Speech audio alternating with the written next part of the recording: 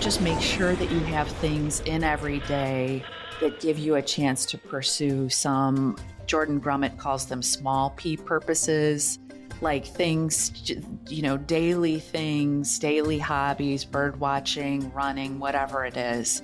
Ideally, you would have some things like that you can practice every day, even as you are aspiring to some bigger ticket goals. Hey, hey, hey, journeyers. Welcome to the Journey to Launch podcast. Today we have a special guest, Christine Benz, who is the Director of Personal Finance for Morningstar and Senior Columnist for Morningstar.com. She is the author of How to Retire, 20 Lessons for a Happy, Successful, and Wealthy Retirement, and numerous other books. She's also the co-host of the podcast The Long View, which features in-depth interviews and thought leaders in investing and personal finance, which I had the honor of being a guest on. In 2020, Barron's named her to its inaugural list of the 100 most influential women in finance, and she was named to the list again in 2021. Christine, I'm so excited to have you on the podcast. Welcome. Jamila, thank you so much. It's such an honor to be here. You know, I'm such a big fan of your work, and we loved having you on our pod. So it's really a treat to be here. Thank you. Well, I think having you on the show really is great because you really are a pillar within the personal finance community. And I can't wait to get more into your background about how you created this career and navigated that.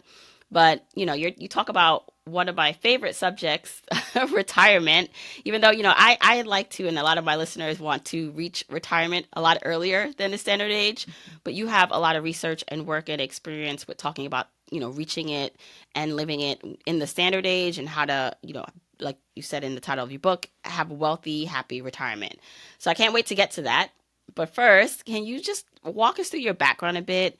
What did you go to school for? Did you always know you wanted to be in personal finance? How did you find yourself in this career?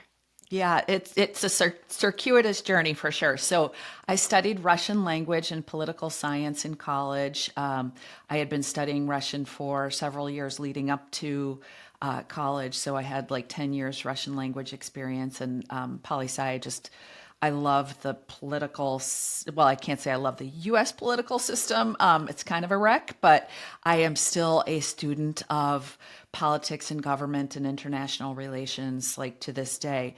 But I use none of that in my day-to-day work. I came back to Chicago after college and was looking for jobs. And my dad was actually the one who pointed me to Morningstar. He was using Morningstar's, at that time, very beginning services. He was a mutual fund investor, a stock investor, then a mutual fund investor. And so I applied for a job at Morningstar. I got hired as a copy editor. So I was editing the analysts' reports and really not understanding too much about what I was reading. In fact, I remember when I went for my interview at Morningstar, my husband, he had been to business school. He's like, okay, so you know what a mutual fund is? And I'm like, and so, beginning from the very beginning, but Morningstar was nice enough to train really each and every one of its employees in the substance of what we do. So I went through a training program and was editing the analyst reports and then applied to be a fund analyst and eventually headed up our US team of people who were analyzing and writing about mutual funds.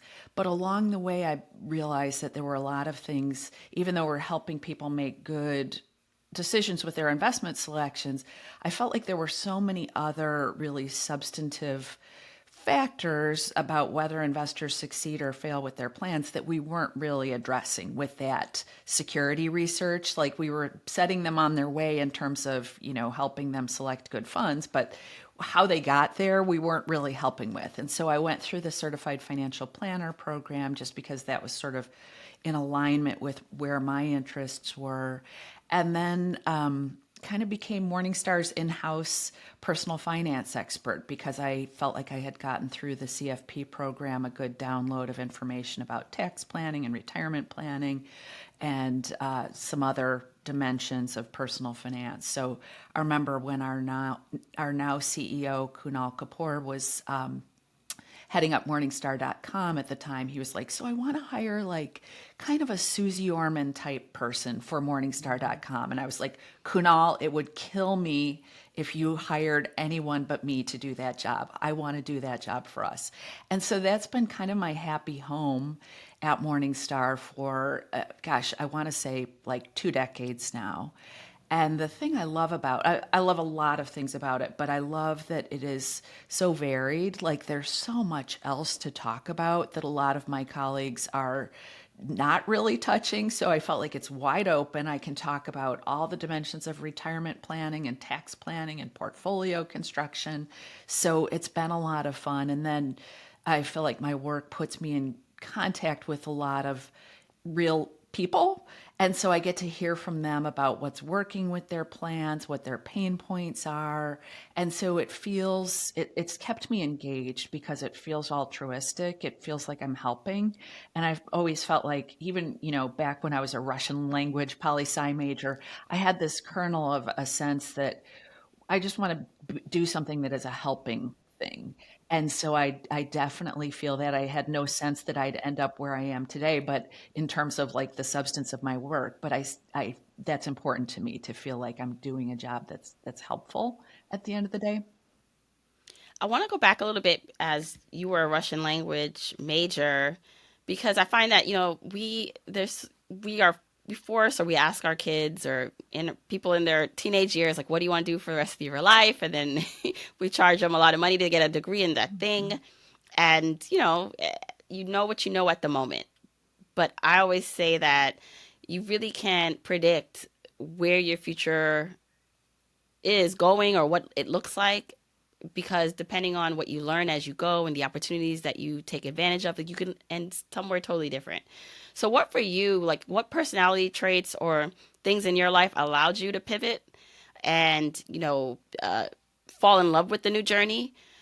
Because I know that there's just a lot of people who are on this pathway that maybe it's like not ending, or it's not it's not what they want it to be, and there's something else for them, but how do they learn to pivot or see opportunities where there might not be any?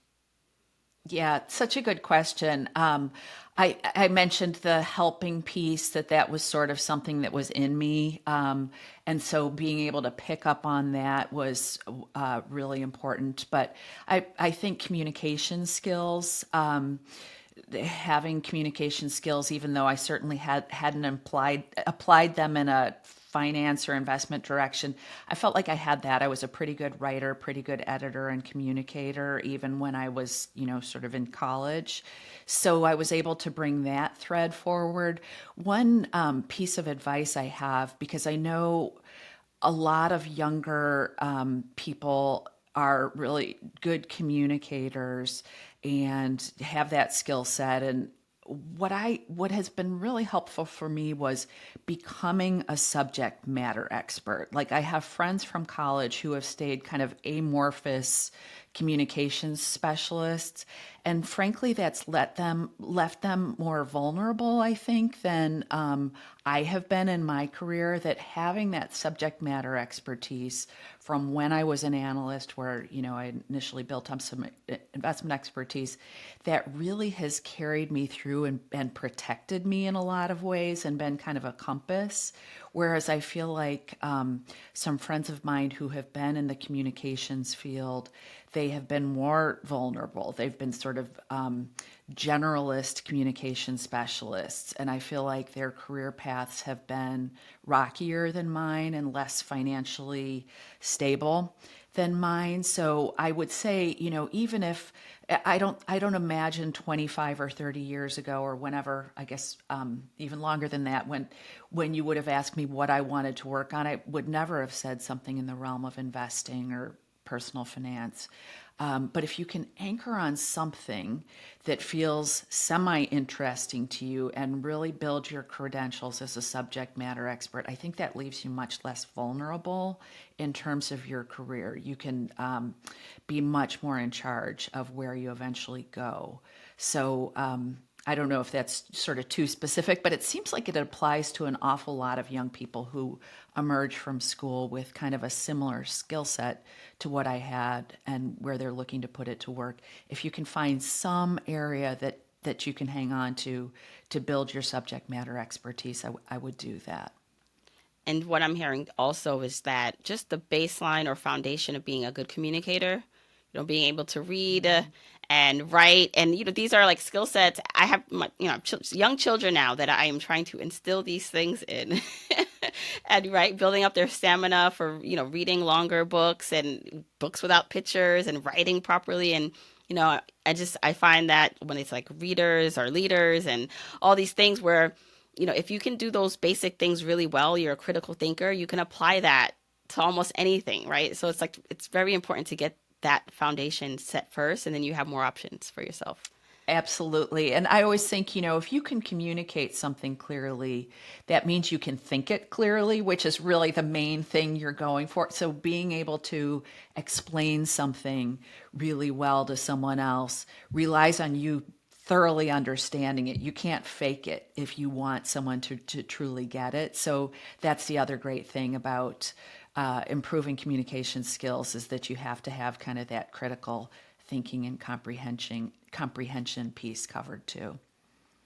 Now it sounds like you like have a really great setup with Morningstar Mm-hmm. because you were able to almost start the personal finance vertical and almost operate like a an entrepreneur within like a company. So, I mean, you could correct me if I'm wrong, but being able to have like a podcast and still write books and but be in a company that I'm assuming pays you a paycheck, right, on a Yeah. consistent basis versus some of your colleagues or our colleagues who are entrepreneurs, someone like myself, it's like I'm an independent platform, so it's a bit, obviously it's a lot different. So I'd love to hear your perspective on basically being able to carve that out for yourself and and for someone else who's like, okay, maybe there's an opportunity at my job to do something different, like how that would look for them to approach creating a lane for themselves. Yeah, I love that question. And it's actually one of our it's on our mission statement, this entrepreneurial spirit. So our original founder, Joe Mansueto, or our founder, was an entrepreneur. And so I feel like that's always been part of our culture, that we really encourage employees to kind of look around whatever business they're working on and see if they can't find some opportunity to do something innovative. And that has been a really lovely place for me to be, to have the sense that I am kind of an entrepreneur, but within the confines of, the creature comforts of a paycheck and employer provided health insurance and all that stuff. So it's been a very good balance.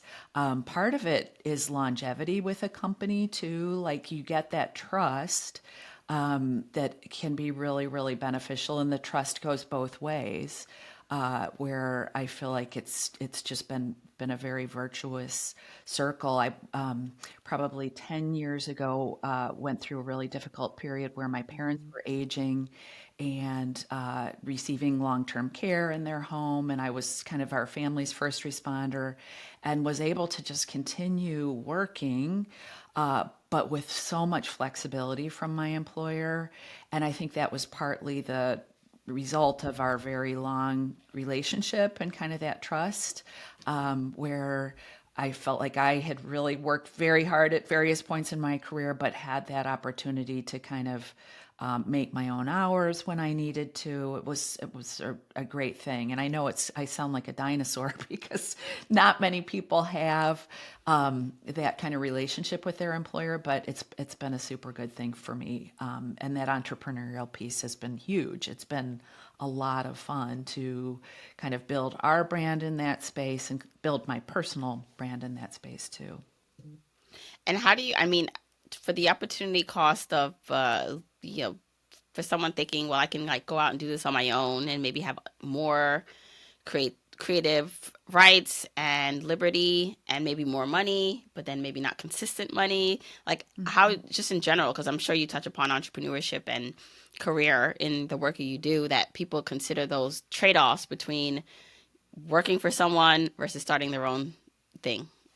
Yeah, it's definitely hard, and I think a good look inward too is important. I would say that I'm kind of inherently not a risk taker, that I have good ideas about things, about how to do things, but I do like the idea of being part of a larger entity where if the thing I'm working on fails, there's some kind of fallback in place for me. So I'm kind of just a defensive driver, I guess, in terms of my own career. If people are more truly, entrepreneurial slash risk taking, they should go for it, and they'd probably be happier outside of the confines of an employer. But employer fit is super important. I think that sometimes gets under discussed is like taking the measure of a prospective employer, like, are they financially well? Because that is, a huge component of the risks that you take with that employer. Like, what other businesses do they have to help bail you out if you do something entrepreneurial for them? So thinking about how financially well they are, thinking about kind of the culture that is within the company, thinking about whether they're an ethical player in the industry in which they operate. I mean, to me, that's crucial, and probably something that I underrated when I joined Morningstar, but it's meant everything to work for a company that I believe is ethical and objective and has investors' interests at heart at the end of the day. And I think sometimes we underplay that when talking to people about finding employers. You're really looking for you're looking to take the measure of the employer as well as them, liking what you have to offer. With that, I want to kind of pivot to retirement, which is what your book is about, and and I know you talk about it more in the traditional sense, Right. but I know there's a lot of things you've learned and you've researched and great stats in the book about retirement and if people are oversaving or undersaving and how to spend in retirement versus save. But I'd love to start there because a lot of my listeners, they want to be early retired. They would like to do this before the traditional age. And, I'm always telling them, like, well, first you need to be on track traditionally and understand, what the trade off is if you're trying to accomplish this earlier, like what you have to give up or how much more aggressive you have to save and what that looks like. And it's going to be different for everyone. But I'd love to hear just, going to the retirement subject for you, like what were some important things you wanted to share with writing this book that you feel like will help people as they start to plan their retirement? Yeah, we've got a lot in the book. I've got a lot in the book about retirement spending, and we examine it from a few different angles. One is looking at kind of safe spending rates in retirement, and the underspending problem is actually surprisingly prevalent. I mean, we have so many people in this country who are quite undersaved relative to where they should be for retirement. But then you have these other people who have saved a more than adequate amount but can't bring themselves to spend appropriately from their portfolios. So I can't tell you how many times I've been out speaking to a group of older adults and I'll have some person clearly in their 80s come up and say, I only spend 3% of my portfolio a year. And I, think to myself, gosh, well, I hope that's enough. And I hope you're not short shrifting your quality of life because you probably could spend more. But people's identities oftentimes are intertwined with this whole saving mentality. And I could see that being the case even with early retirees, where if you have gone at saving and investing aggressively for that early retirement, and you've got to make your money last over, maybe a 40-year or longer period, it probably is a little bit terrifying to give yourself permission to spend from that portfolio. So we talk about in the book the beauty of variable spending systems, that if you can plug into your portfolio's value on an ongoing basis and pay attention to that, you can use that to help inform how you spend. And there are a lot of great resources for this for early retirees. I like Karsten Jeska's work, his Early Retirement Now blog, where he puts a lot of math around safe spending rates, but we delve into that. But for me, the bottom line takeaway is if you can be a little bit flexible, if you're willing to be flexible with your drawdowns, that redounds to the benefit of higher lifetime withdrawals from your portfolio.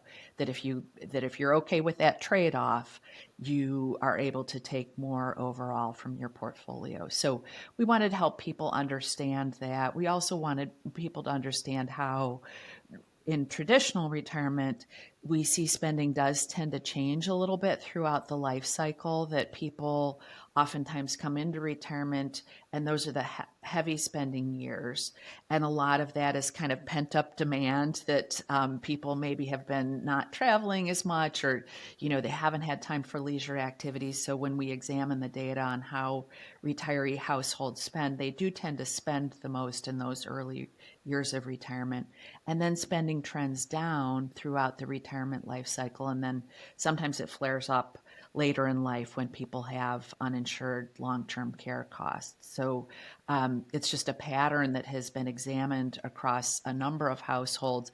And the interesting thing is it's not happening because people are necessarily fearful about running out.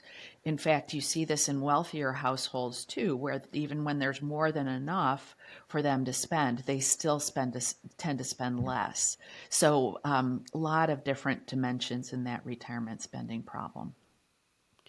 Now, what would you say? Because I think, I have a range of ages of listeners, but, a lot of them I would say are in, 20s, 30s, 40s. So they're in their working years. And if they're looking forward to retirement, and when we talk about standard retirement, can you clarify the age of the standard retirement age?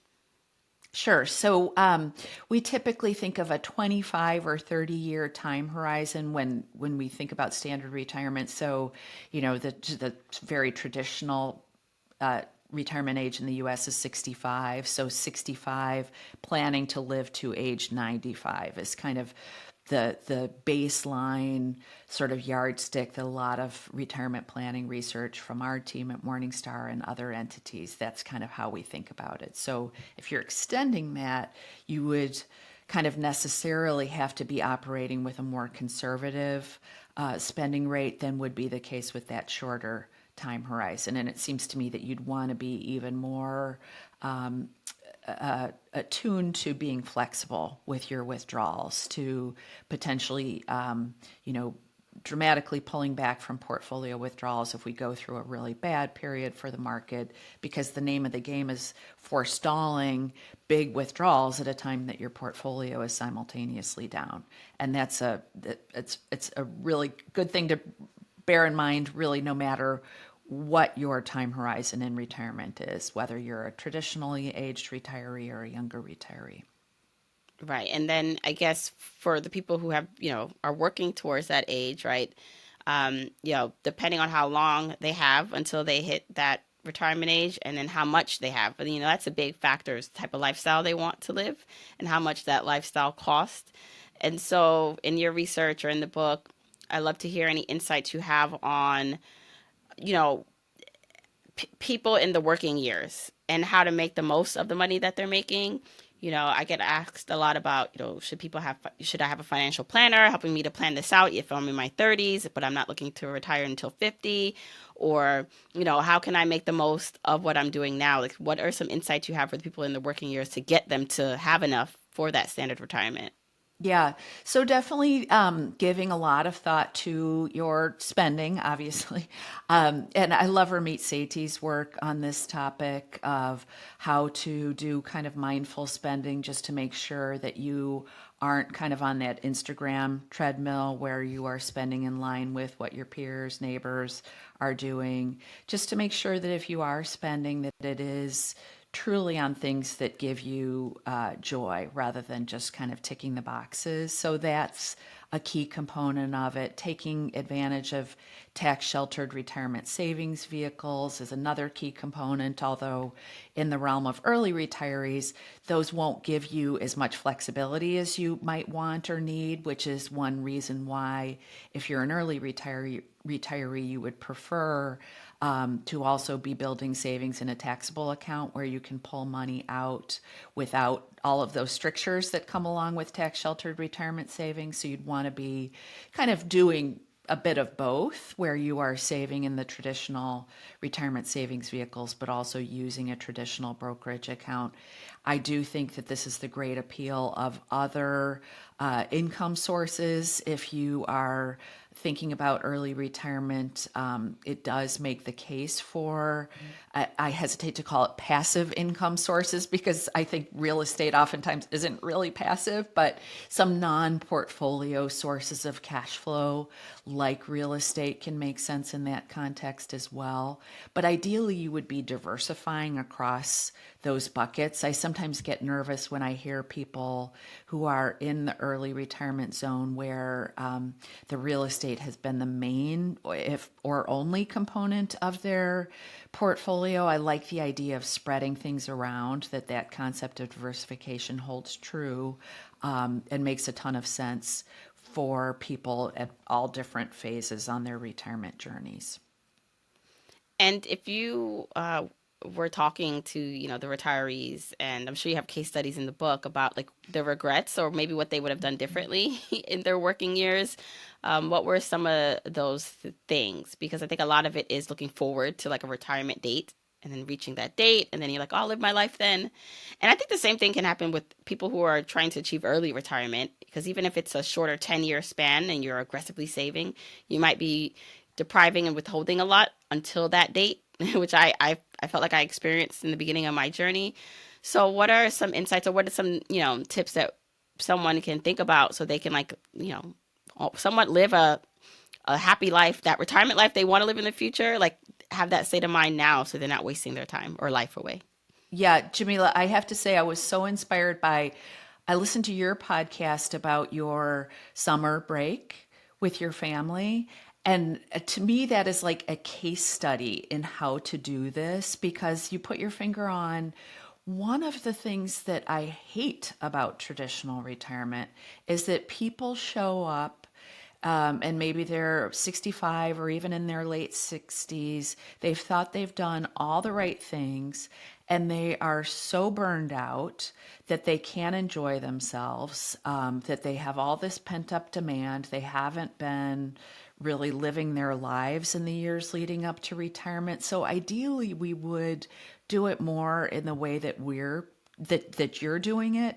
I had a conversation with Laura Karstensen in the book. She is a researcher at Stanford, and she talks about how work is actually good for us from a variety of different angles in terms of putting us into contact with other human beings. That's kind of at the top of the heap, actually, but also just something that gives you a sense of purpose, gets you out of your house. There's a lot to like about work from the standpoint of life satisfaction, quality of life.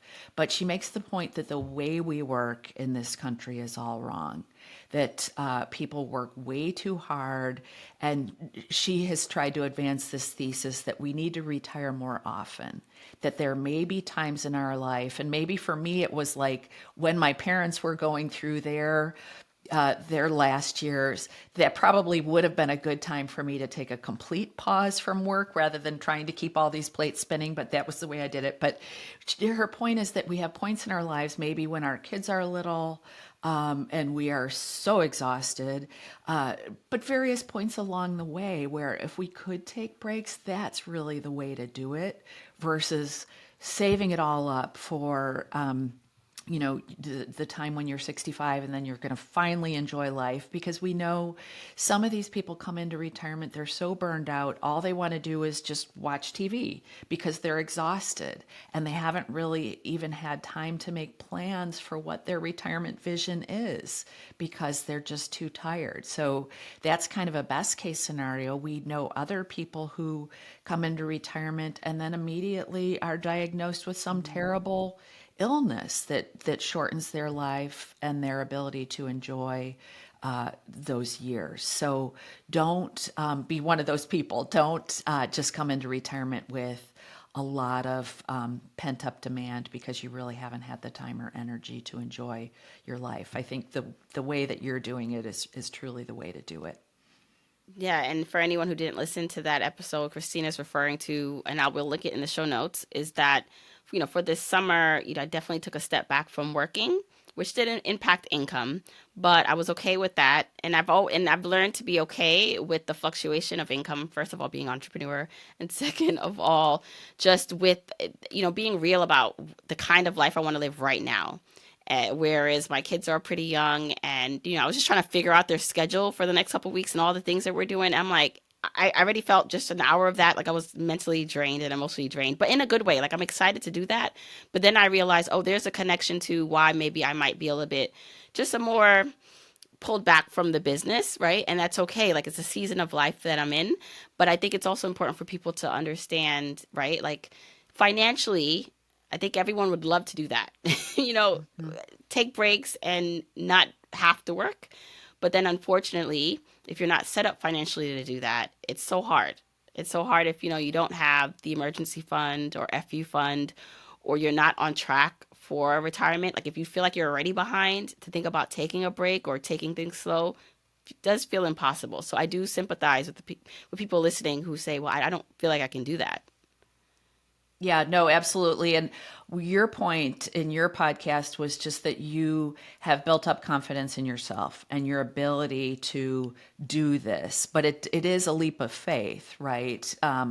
Taking a break, however long, or whatever it is, pulling back from earnings is a leap of faith. And being able to do it comes from a point of self confidence. So building up that self confidence, I think, is essential.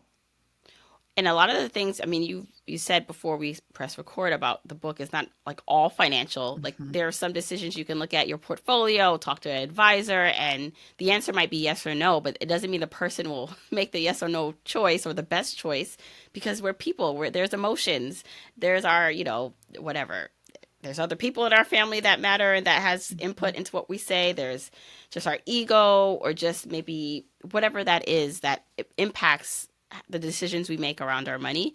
So, like when you are looking at like the retirees that you spoke to in general, for them, like how are they managing maybe not working? Whereas a lot of them, because I think there's this vision that we have when we're working, maybe in something we don't like, that, oh, watch, when I don't have to work, I'm not going to work, just going to go to the beach every day.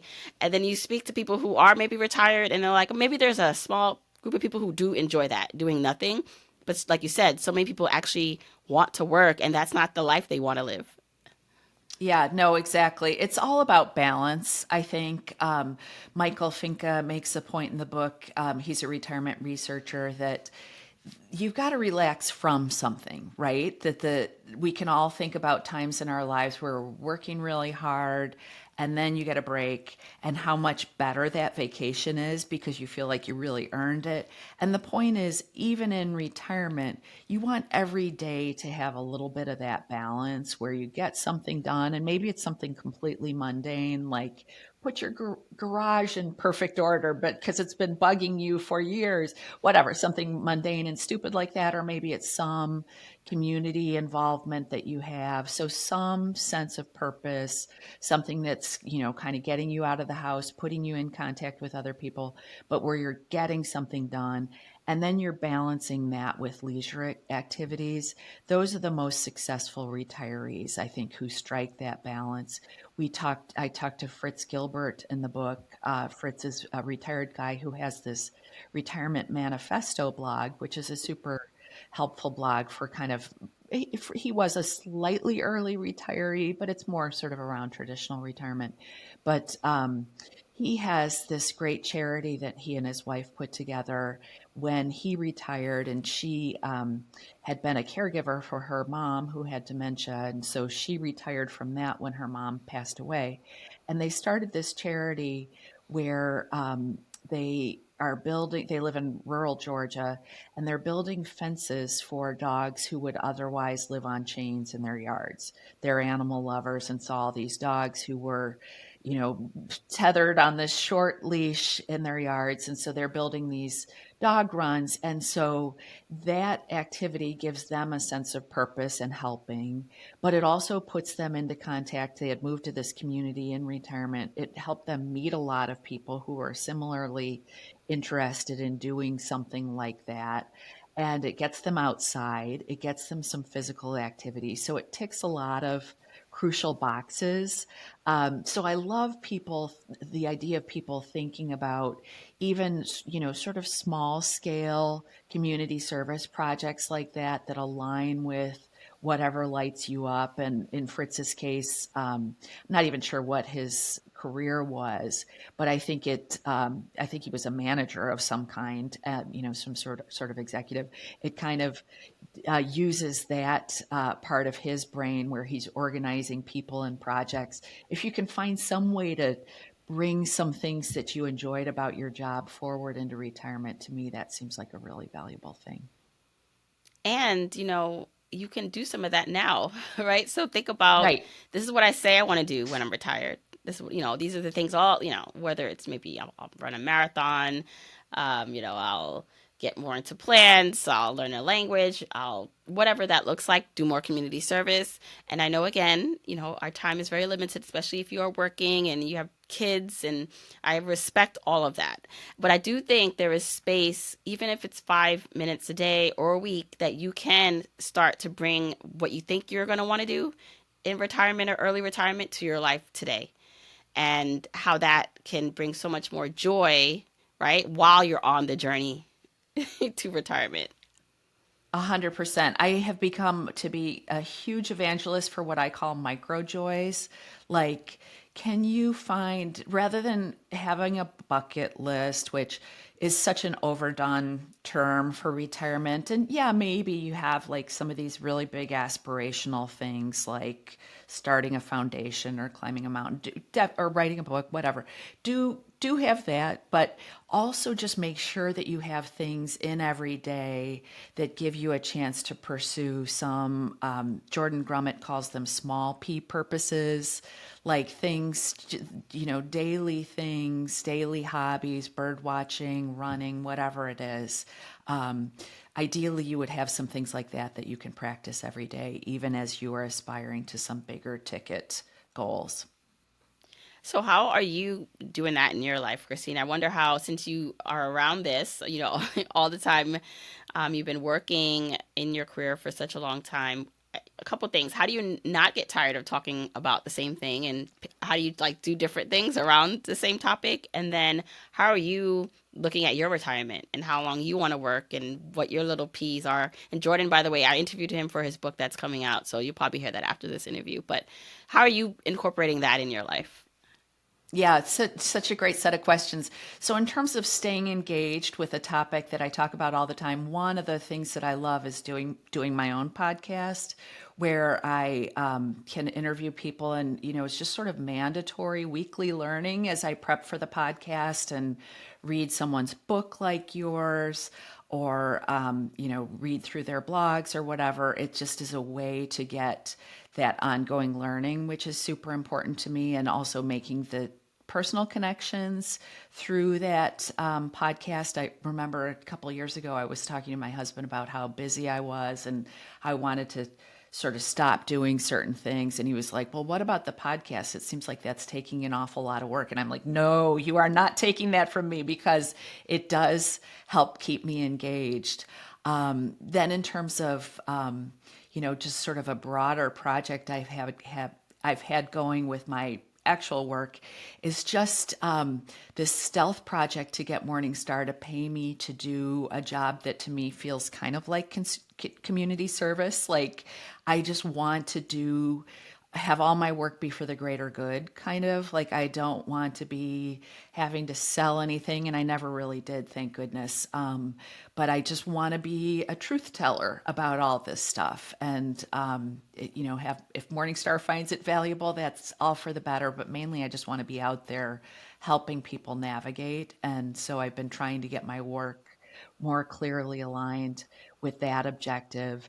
And then in terms of just kind of the small p purposes, I have my what I call my holy trinity of reading. I love to read. Love to read since I was a little girl.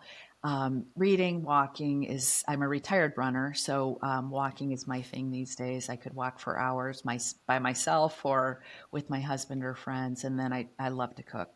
So that was something I got from my mom, kind of a way to bring order into life that can feel so uncertain, but just like the idea of making a meal, just if it's just for my husband and me or for a bigger group, it's just my bag. So I love to find recipes on the New York Times website, and uh, that's just a joy of mine. So trying to practice those things like every day, if possible, is a good day for me. Yeah, and what, it sounds like it's funny how perspective works, because some of the things that you're talking about that bring you so much joy, like other people may be doing, but they don't view it as joyful, and that's fine. Like some Yeah, people just don't like to cook, and that's okay. right, But totally. there might be some things that you actually are doing in your life that do bring you joy, or that are contentful, or to you, and you're not maybe seeing it that way, and like kind of just re-looking at your life. I think for everyone is like looking at your day, or the things that actually are joyful and that you're happy about doing, so that you can remind yourself, oh, like not everything's so bad. Maybe things are Exactly. hard, but there's some really nice things or good things about my life right now. Exactly. And yeah, I think it just takes a little bit of introspection. Just think about those things that maybe it's just your cup of coffee on your patio, and turning on the bird app and listening to see what birds are out there, whatever it is. Just find those moments in every day that feel really special, and just try to do more of them, I think, is a worthy aspiration for living now while you're still working, as well as when you're retired. Ah, love that. Christine, can you tell everyone where they can find your book, more about your work, and all the things? Yeah, so my book is available through all the major booksellers. The publisher is Harriman House. And then I'm a fixture on Morningstar.com. I write articles. I have a series of model portfolios. They're all free, all educational, for investors at various life stages. Most of them are pretty minimalist. I'm a big believer in low cost, mainly index fund investing. And we've got a podcast called The Long View with Morningstar. I work on it with a couple of my colleagues, and it's been a really fun side project. Okay, I will link all of that in the episode show notes so you guys can check out Christine's work. But thank you so much for coming on the show. Jamila, thank you so much. It's been my honor.